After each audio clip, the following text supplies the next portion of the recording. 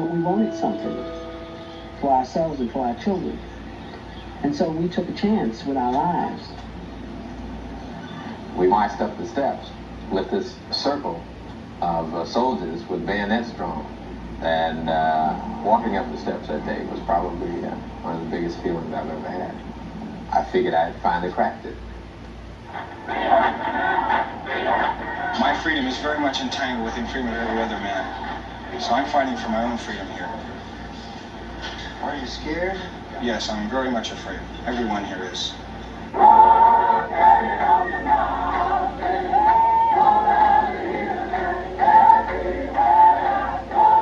In a 10-year period, in the 1950s and 1960s, America fought a second revolution.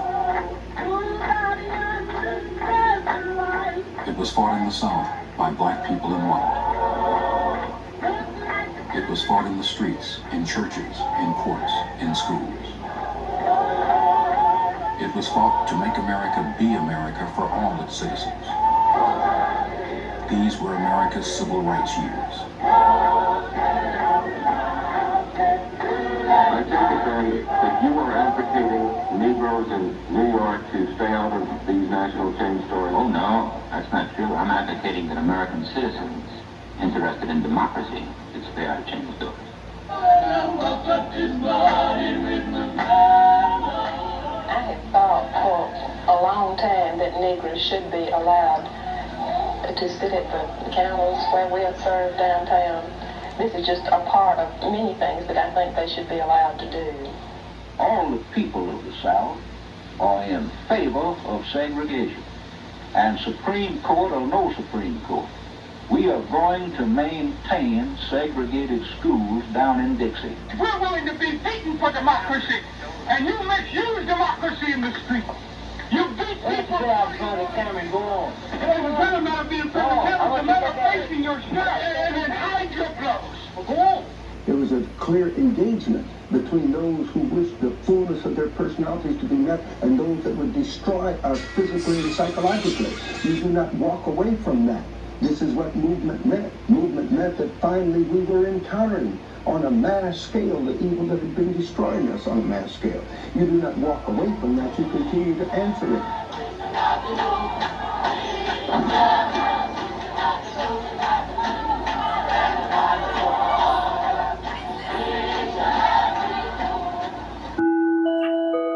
David Fair.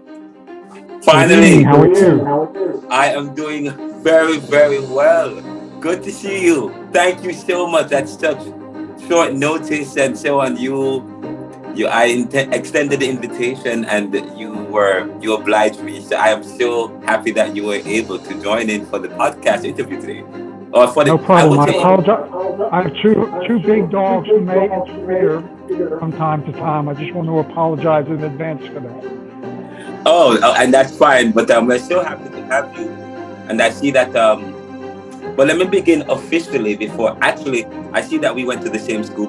We both went to University of Pennsylvania. Yeah, and, little bit different periods, though. Yes. We're like 40 years apart, I think. Oh yes, definitely. And we both work.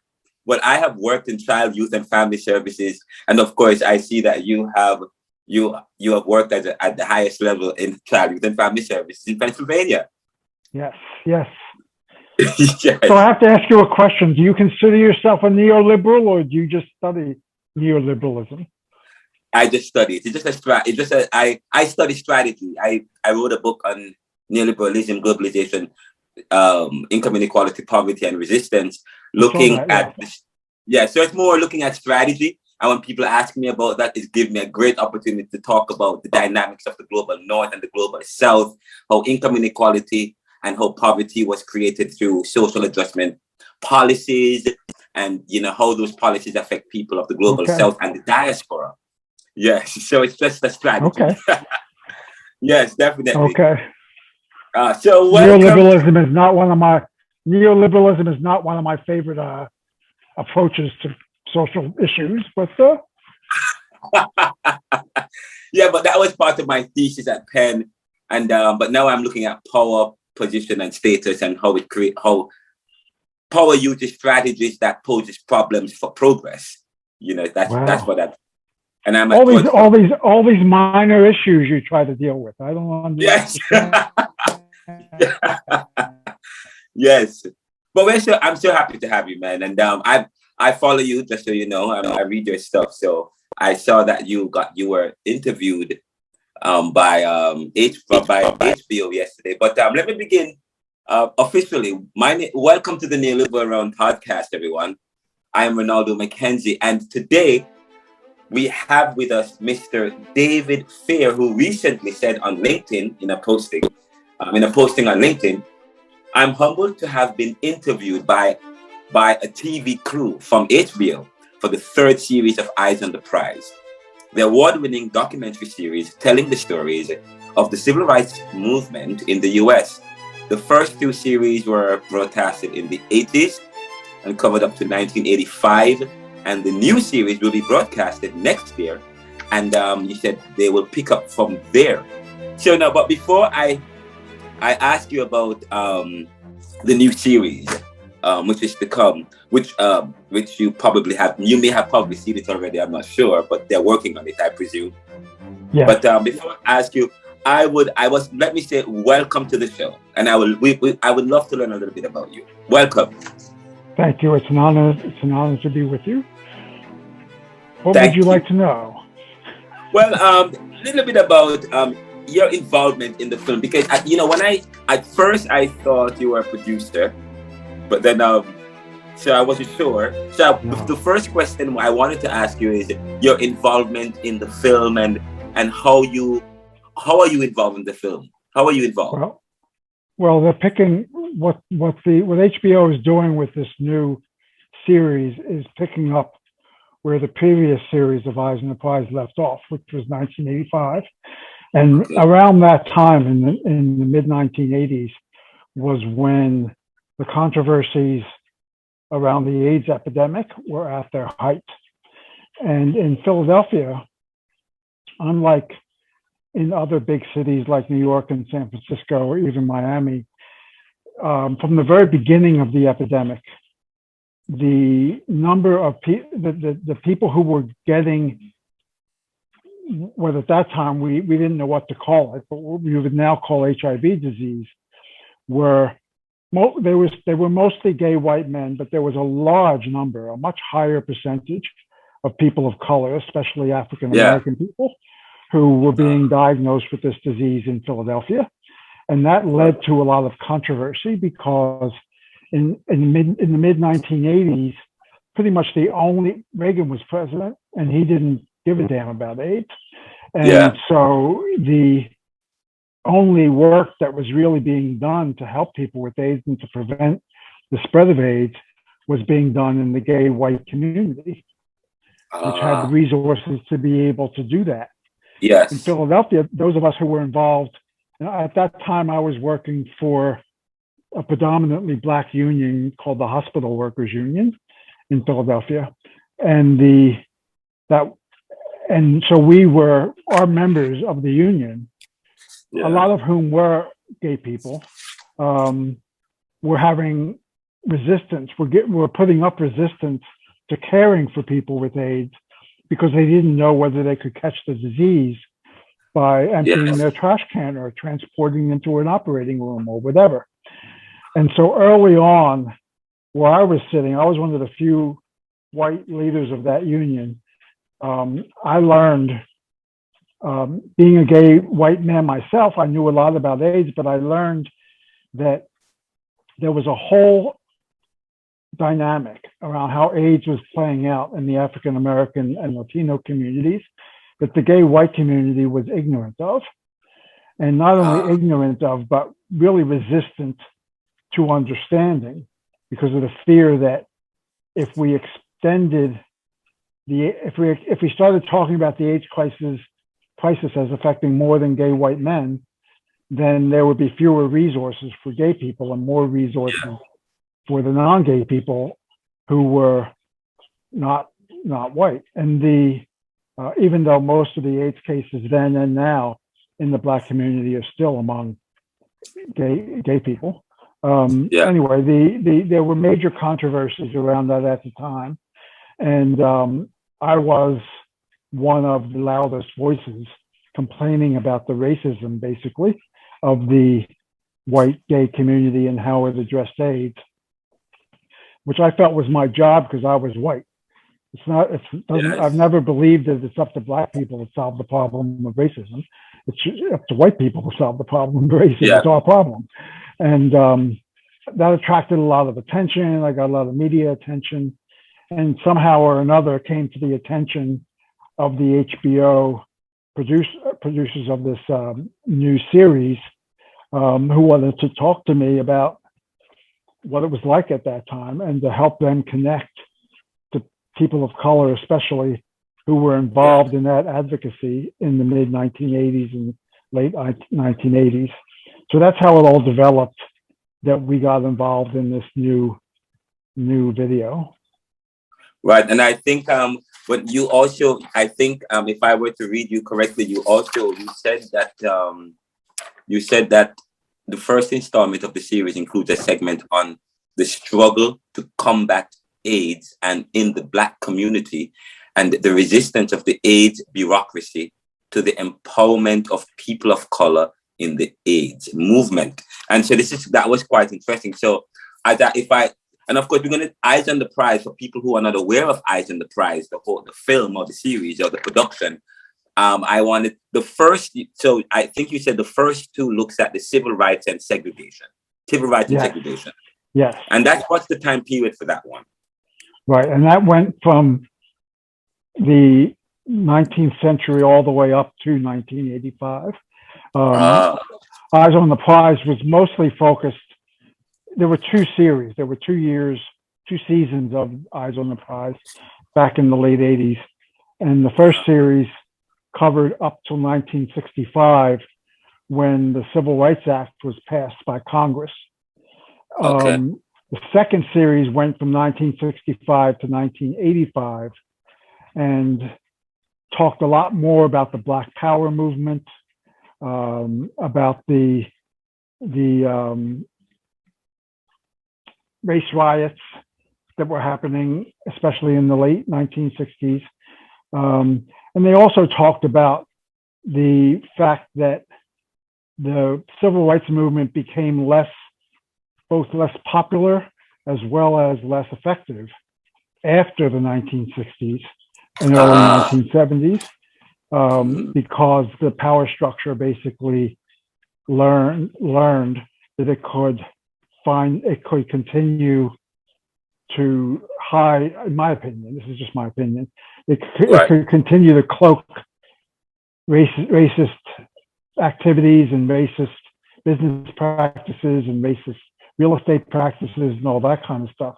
They could put it in a different context, whereas in the previous iteration of this stuff in the 60s and 50s, it was easy to make the distinction between fairness and not unfairness. By the 1970s, a conscious effort was being made by white politicians to feed into the grievance of white people who felt like Black people were getting all of the benefits of government and didn't have to work for them. I mean, it was a classic racist kind of attitude. And that's what the second series of Eyes on the Prize focused on.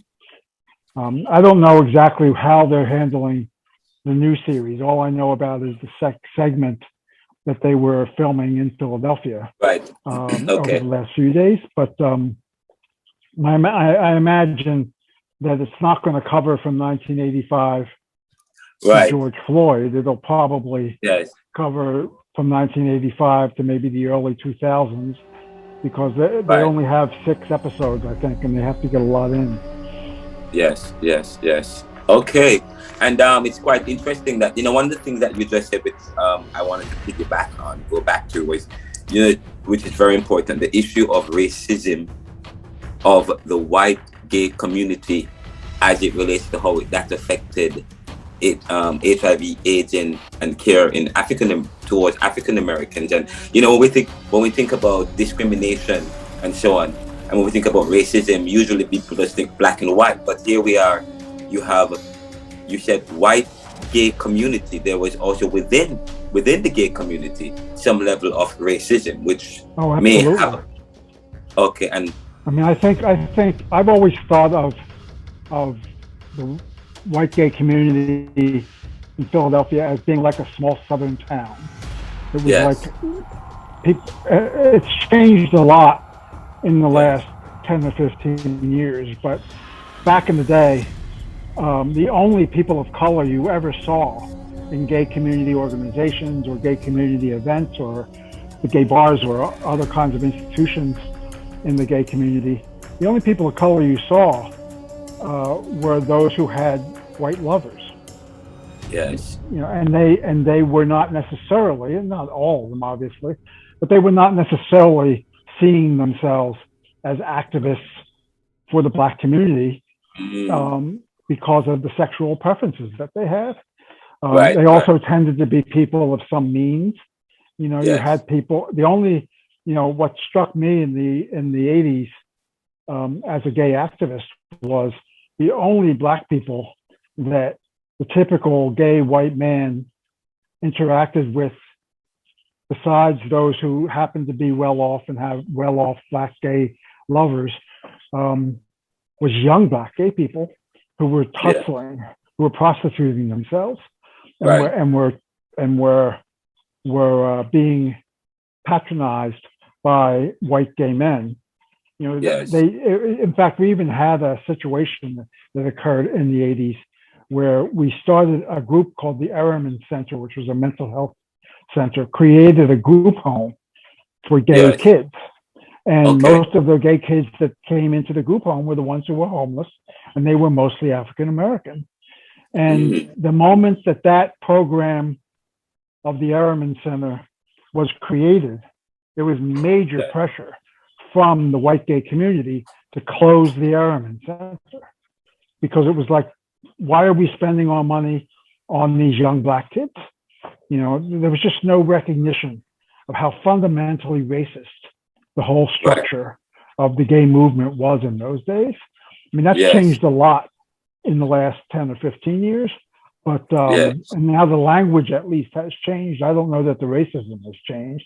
We've gotten any better, but the language has changed certainly, and the political correctness is a lot stronger today than it ever was back then. But that was a major struggle for those of us who and you know, I was working at a predominantly black union, so it mattered to me in a way it didn't necessarily matter to other white people, because I belonged to a basically black community of healthcare workers, and that gave me a perspective I think that was different than the typical white person.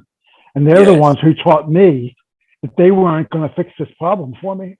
I had to go into the white gay community as a white gay man and try to solve this problem. Okay. And, you know, and you said that the resistance of the AIDS bureaucracy. You said that the struggle to combat AIDS in the black community, and you talked about, and you mentioned this, the resistance of the AIDS bureaucracy to the empowerment of people of color. Now, so the question is, what do you mean by the resistance of the AIDS? What was the kind of the bureaucracy here? Well, the bureaucracy initially was really, the bureaucracy was originally organizations created in the white gay community to combat AIDS, because there was no government response. So we're not talking about government agencies initially. We're talking about the fact that the white gay community was getting decimated by AIDS and created its own organizations to help other white gay people who had AIDS. And there was no government money. I mean, today there's tens of millions of dollars being spent in Philadelphia to combat AIDS because government's involved. But before government was involved, all the money for services to combat AIDS had to come from gay people themselves. And that meant gay people who had the money to give. And that tended to be white gay people. And they created white gay organizations and created boards of directors of white gay organizations. And those white gay organizations had a predominantly white gay staff who understood the culture of the white gay community. The black gay community wasn't part of that community. The white gay community in Philadelphia was based in the Central City area, Center City, Philadelphia. And the black gay community was spread out throughout the black neighborhoods throughout the rest of the city. And they kept to themselves in the same way that gay white men kept to themselves.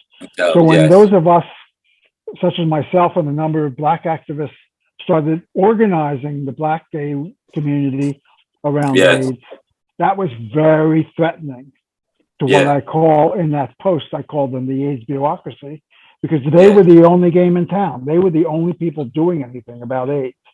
You know, eventually, when government started to spend money on AIDS, we were able to direct some money to the minority organizations that were dealing with AIDS.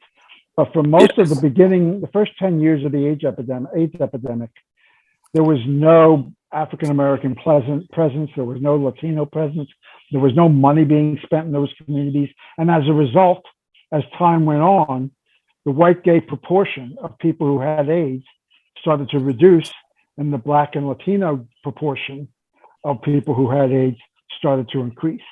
And the black and Latino community that was getting AIDS was not just gay people.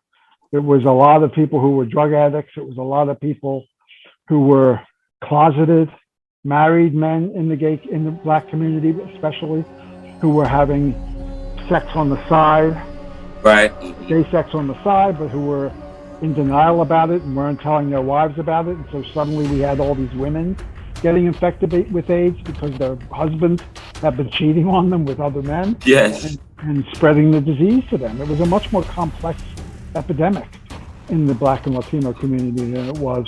Plus the cultural resistance for homosexuality in the black and Latino community was so much more severe. It was bad in the white community, but it was so much more severe in the black and Latino community. And you know, interestingly enough, during the 1980s, a guy named Wilson Goode was mayor of Philadelphia. He was the first black mayor of Philadelphia. And my union was very close to him. We had helped elect him mayor of Philadelphia. So that gave, and I had a great relationship with him, and a personal relationship with him. And so early on, I started harassing him. And I ran what was called Gay and Lesbian Friends of Wilson Goode to help him get elected 2 times. And so I harassed him unmercifully about the fact that city government wasn't doing anything about AIDS. And his response to me was the city was going bankrupt, which it was at the time, and that they didn't have the money to spend anything on AIDS. They needed to get the money from the federal government. And Ronald Reagan was president, and he was not spending a lot of money on AIDS. Reagan was in denial about AIDS, and his big priority was the drug war and the mass incarceration of African American people. So he wasn't worried about AIDS decimating communities within the black community. By 1987, things had gotten so bad in Philadelphia that he came to me and asked me if I would come into city government, leave the union, and come work for him in city government and create an AIDS office.